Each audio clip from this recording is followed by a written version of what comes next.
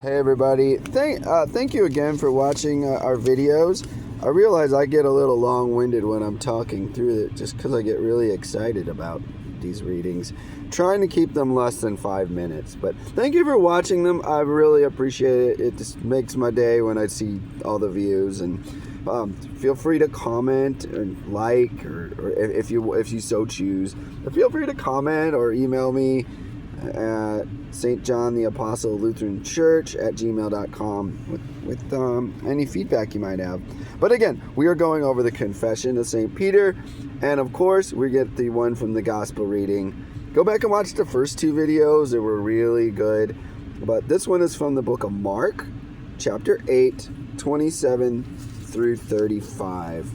We may go to 9, chapter 1. We'll see. Here we go.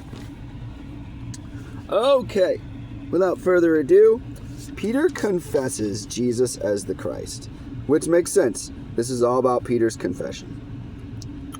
And Jesus went on with his disciples to the villages of Caesarea Philippi. And on the way, he asked his disciples, "Who do people say that I am?" And they told him, "John the Baptist, and others say Elijah, and others one of the prophets." And he asked them, "But who do you say that I am?" And here's Peter's confession. Peter answered him, "You are the Christ." And he strictly charged them not to tell anyone about him. And now we flip the page. And we keep going.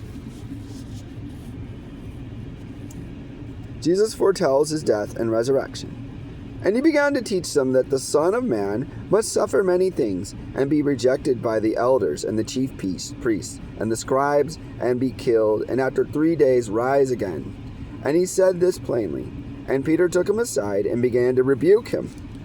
But turning and seeing his disciples, he rebuked Peter and said, "Get behind me, Satan, for you are not setting your mind on the things of God, but on the things of man."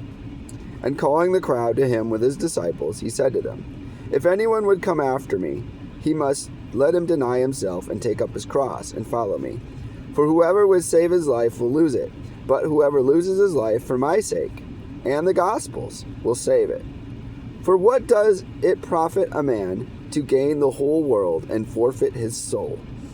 For what? That is a really good point. Really good point. Yes. For what can a man give in return for his soul? Nothing. We can't give anything, Jesus.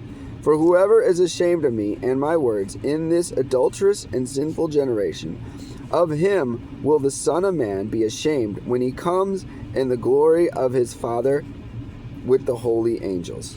And then we're going to go to verse 1. And he said to them, "Truly I say to you, there are some standing here who will not taste death until they see the kingdom of God after it has come with its power." All right. So you kind of see, if you watch the first two videos, you kind of see a progression with Peter's confession. Here he is, "Oh Lord, certainly not.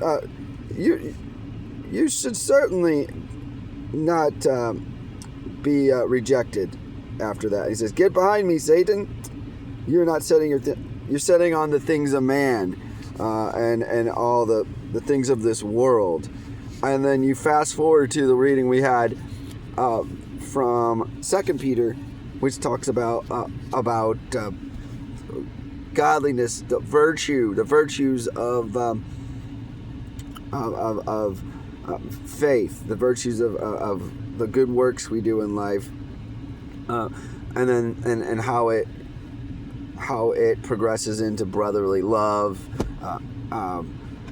and then things of not of this world, but things of God, godliness. So it's kind of cool to see the progression through these readings. And again, let's go back to the beginning of you have the Lutheran Study Bible. It gives you the readings for the feast and festivals on page, whatever that is, LVII, which is going to be on, or you could just Google the Confession of St. Peter, Acts chapter 4, 2 Peter chapter 1, and then again Mark chapter 8. Thanks again for watching, And I will see you guys all on the last Sunday in January. God bless. Bye-bye.